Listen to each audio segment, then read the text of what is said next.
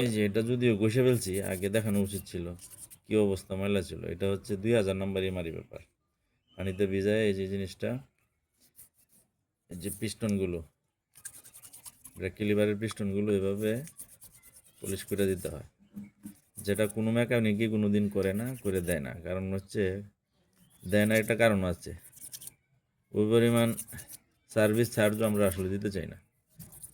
একটা ক্যালিবারের কাজ করতে কমপক্ষে 3 ঘন্টা লাগবে, 2 থেকে 3 ঘন্টা মিনিমাম এই কাজ করতে গেলে। এই যে খুব অবস্থা খারাপ ছিল, এটা মোটামুটি এখন জায়গায় ফিরে আসতেছে।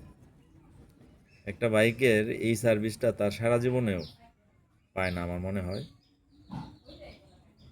কোনো বাইকারই এই কাজটা এভাবে করায় না, এবং কোনো সার্ভিস সেন্টার এটা এভাবে করে না। সার্ভিস সেন্টার করে না, তাদের পোষায় না।